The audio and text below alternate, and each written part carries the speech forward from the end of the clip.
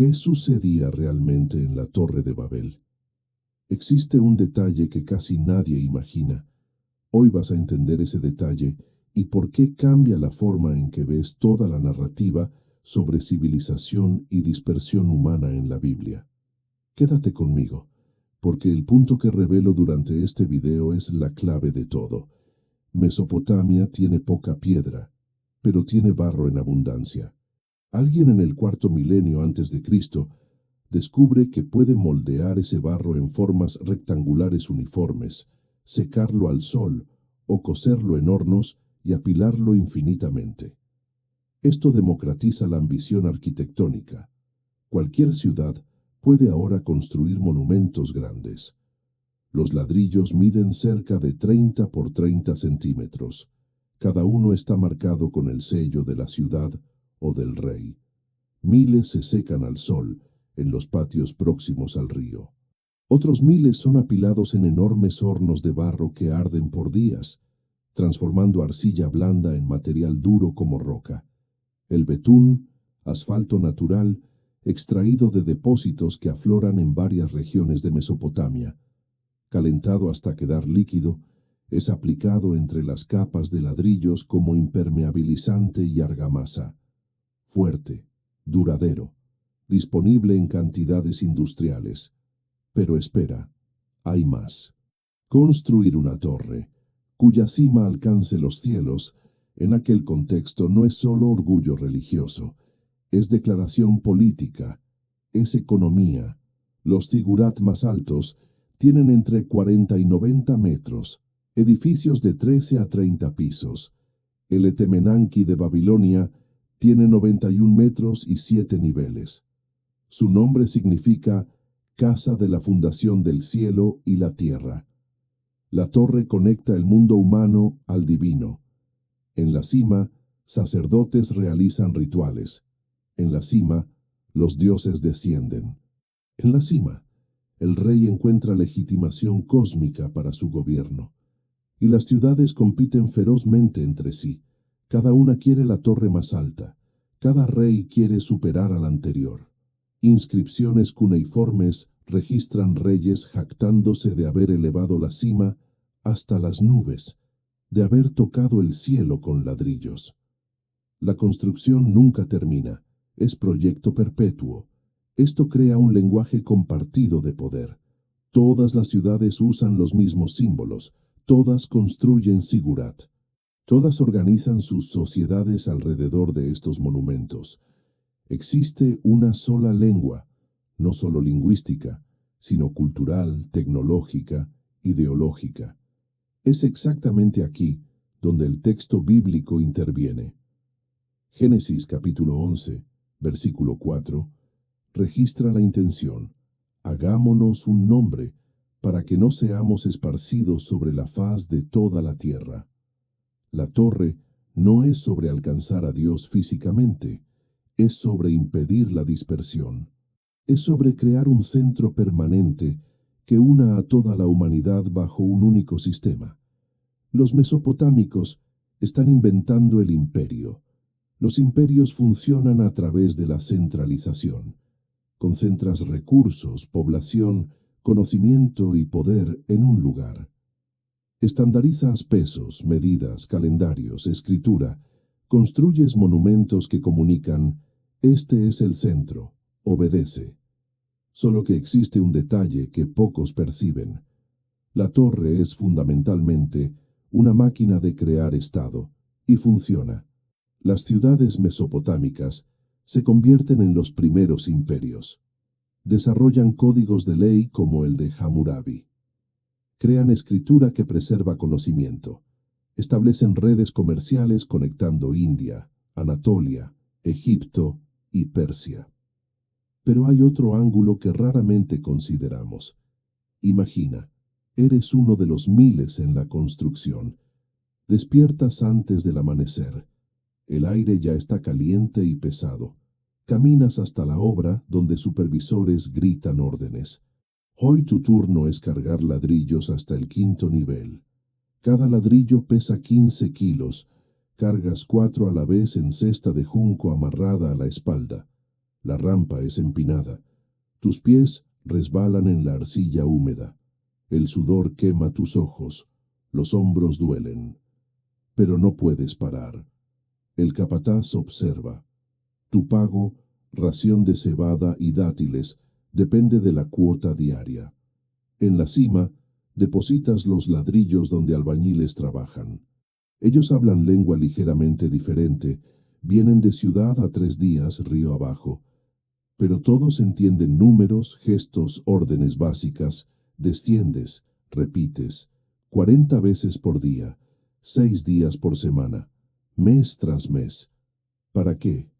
Para que el rey diga que su torre es más alta, para que sacerdotes realicen rituales en la cima, para que comerciantes vean y piensen, esta ciudad es poderosa, pero nada de esto pone comida extra en tu cuenco. La torre crece, nivel tras nivel, y comienzas a percibir algo extraño. Los trabajadores a tu alrededor no son solo de tu ciudad. Hay gente de Ur, de Lagash, de Eridú, de lugares cuyos nombres apenas puedes pronunciar. Cada grupo trae sus propios dioses, sus propias costumbres, sus propias formas de amarrar sandalias y sazonar comida. Pero todos trabajan al mismo ritmo, todos siguen las mismas órdenes, todos reciben raciones estandarizadas. La torre está haciendo algo más que tocar el cielo. Está transformando diferencias humanas en uniformidad. Y esto no sucede por casualidad. Nunca ves al rey, nunca ves a los sacerdotes de la cima, pero sientes su presencia en cada cuota, en cada ración medida, en cada orden que desciende por la jerarquía hasta llegar al capataz que grita en tu oído. El imperio no necesita cadenas, necesita solo organización suficiente para tornar la obediencia más fácil que la rebelión. Pero hay algo más profundo sucediendo aquí. La torre no está solo organizando trabajo, está reorganizando la realidad. En las aldeas, el tiempo es medido por estaciones, por cosechas, por ciclos lunares. Ya en la ciudad, el tiempo es dividido en turnos de trabajo. El día tiene 12 horas dobles, 24 periodos. Cada hora es subdividida. Escribas desarrollan calendarios complejos basados en observaciones astronómicas de los movimientos de Venus, Júpiter y Saturno. ¿Por qué? Porque grandes proyectos de construcción exigen coordinación temporal precisa. No puedes tener 3.000 trabajadores apareciendo cuando bien les parece. Necesitas horarios, necesitas disciplina temporal. Y esto cambia la forma como los humanos piensan sobre sí mismos. En la aldea, despiertas cuando el gallo canta, trabajas hasta cansarte, descansas cuando quieres. Aquí, eres una unidad de trabajo. Eres un trabajador que produce 100 ladrillos por turno. Tu identidad individual se disuelve en la máquina administrativa. Ahora presta atención a esto. Los trabajadores individuales permanecen anónimos. Las tablillas cuneiformes registran números, no nombres. Los ladrillos llevan sellos de reyes y ciudades, no de quien los moldeó. La torre ofrece inmortalidad colectiva mientras borra identidad individual. Y hay un detalle arquitectónico que torna esto aún más fascinante. Los zigurats son construidos en capas, cada una ligeramente menor que la anterior, creando una estructura piramidal escalonada. Pero estas capas no son solo estéticas. Cada una representa una etapa en el viaje de lo humano a lo divino. Asciendes del caos terrestre al cosmos ordenado, de lo múltiple a lo uno, de lo humano a lo divino. La propia arquitectura comunica teología y comunica política también, porque solo algunos pueden subir hasta la cima, solo sacerdotes especialmente purificados, solo el rey en ocasiones especiales. La masa permanece abajo, mirando hacia arriba, consciente de su distancia de lo sagrado. Esto crea jerarquía que parece natural porque está literalmente construida en el paisaje. Las frustraciones crecen, y entonces comienzan las deserciones. Primero algunos trabajadores simplemente no aparecen un día. Después, grupos enteros desaparecen durante la noche. Algunos vuelven a sus ciudades de origen. Otros migran a regiones distantes, norte hacia Anatolia, este hacia la meseta iraní, oeste hacia el Levante. La construcción desacelera. Administradores intentan compensar reclutando más trabajadores, pero esto solo empeora el problema. Más lenguas, más malentendidos, más conflictos. El proyecto que debería unir a la humanidad está generando exactamente lo opuesto: división, sospecha, fragmentación. Y aquí está algo que cambia completamente cómo lees esta historia. La dispersión en Génesis 11 no es solo sobre lenguas, es sobre agricultura, sobre tecnología, sobre conocimiento. Cuando estos trabajadores se dispersan, llevan consigo todo lo que aprendieron en Mesopotamia. Llevan técnicas de irrigación, llevan conocimientos sobre ladrillos cocidos, llevan sistemas de escritura adaptados para sus propias lenguas.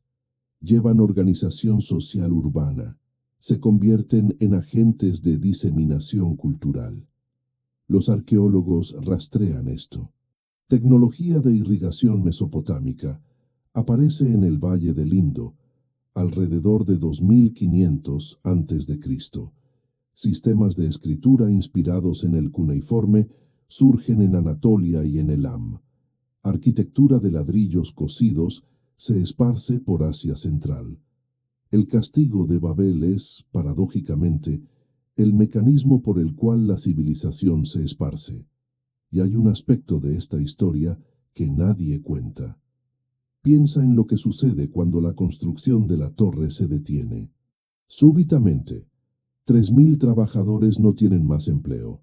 Escribas no tienen más que registrar. Hornos de ladrillo se enfrían. Depósitos de betún quedan sin uso. La economía urbana entra en crisis, porque la torre no era solo proyecto religioso o político, era motor económico. Empleaba miles. Generaba demanda por alimentos, herramientas, ropas, alojamiento. Alimentaba toda una cadena de comercio y producción. Cuando se detiene, toda la ciudad siente el impacto. Comerciantes que suministraban cebada para alimentar trabajadores pierden su mayor cliente. Alfareros que producían jarras para agua quedan con inventario estancado. Tejedores que hacían cestas de junco no tienen más compradores. La crisis se esparce en ondas concéntricas por la economía regional. Esto fuerza aún más migración. Las personas buscan trabajo en otras ciudades, o vuelven a la agricultura de subsistencia, o intentan la suerte en tierras nuevas y distantes. La dispersión económica refuerza la dispersión lingüística y cultural. Pero aquí está el giro final de esta parte. Siglos después, un rey llamado Nabucodonosor II reconstruye el Etemenanki de Babilonia. Es el siglo VI a.C.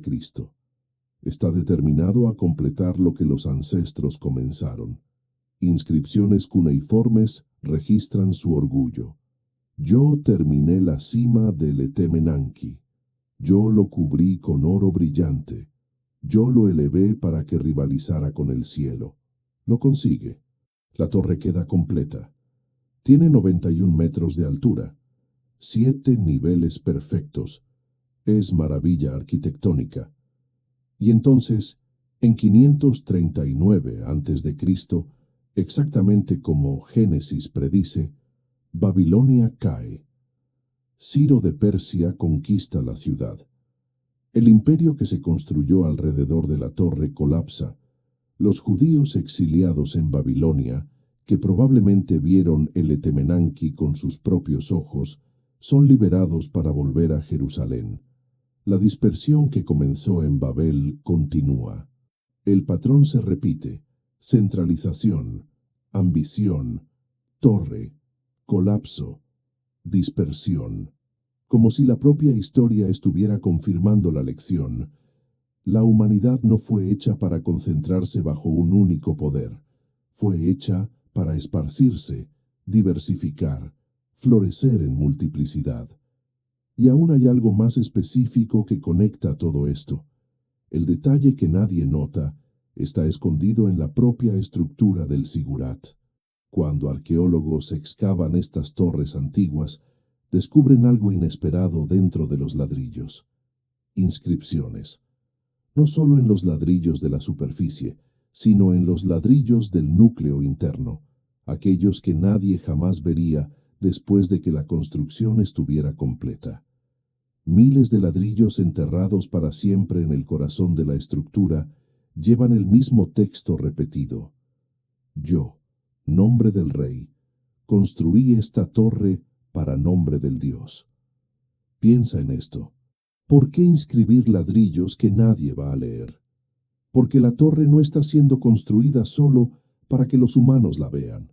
Está siendo construida para que los dioses la vean. Cada ladrillo es una oración solidificada. Cada capa es una declaración de devoción. La torre entera es un grito congelado en arcilla diciendo, llegamos hasta ti. Es el intento humano de invertir el orden cósmico. En vez de que los humanos suban hasta los dioses a través de obediencia y reverencia, los humanos construirán una escalera física y simplemente invadirán el cielo. Y aquí está lo que torna esto aún más fascinante. Funciona. Al menos temporalmente.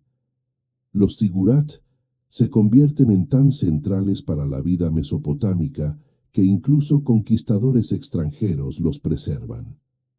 ¿Por qué? Porque la torre funciona como símbolo de poder. Quien controla la torre, controla la narrativa. Quien reconstruye la torre se declara legítimo heredero de los antiguos reyes. La torre se convierte en más poderosa que cualquier rey individual. Pero hay algo más profundo. El imperio de Cristo funciona exactamente al contrario de los imperios mesopotámicos. No exige uniformidad cultural, no construye torres centralizadoras, no fuerza una única lengua. Celebra diversidad dentro de unidad espiritual. Esto es revolucionario para el mundo antiguo. Todos los imperios que conoces, babilónico, persa, griego, romano, funcionan a través de la imposición. Conquistas territorios y fuerzas a los conquistados a adoptar tu lengua, tus dioses, tus leyes. La resistencia es aplastada. La diversidad es amenaza. El cristianismo hace lo opuesto. Se adapta, traduce, contextualiza.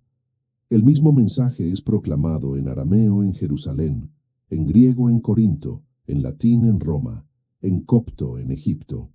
La fe se esparce no a pesar de la diversidad lingüística, sino a través de ella. Es estrategia de Babel invertida. Y aquí está la conexión final que amarra todo. En Apocalipsis 21, Juan describe su visión de la Nueva Jerusalén descendiendo del cielo. Es ciudad, no torre. Ella no sube de la tierra intentando alcanzar el cielo. Ella desciende del cielo hasta la tierra. Ella tiene 12 portones abiertos en todas direcciones. ¿Percibes? La ciudad final no elimina diversidad. La acoge. No fuerza a todos a construir una torre. Invita a todos a entrar a través de sus muchas puertas. No centraliza poder en un rey humano. Celebra el reinado de Dios sirviendo a la humanidad. Babel es revertida no volviendo a un estado pre-Babel de uniformidad, sino avanzando hacia un estado post-Pentecostés de diversidad redimida. La torre que intentaba alcanzar el cielo por la fuerza es sustituida por la ciudad que recibe el cielo por la gracia. Porque torres construidas por ambición humana siempre se desmoronan, siempre. Si este viaje por la vida en el tiempo de Babel te habló, considera suscribirte al canal. Aquí continuamos explorando cada detalle que transforma el mundo bíblico en algo vivo, Y cuéntame, ¿qué parte de este episodio más te sorprendió? ¿Qué tema quieres ver aquí en el futuro? Escribe la frase "Veo el pasado con nuevos ojos" para que yo sepa que llegaste hasta el final. Ahora, haz clic en el video que está apareciendo en la pantalla. Él va a enseñarte mucho también.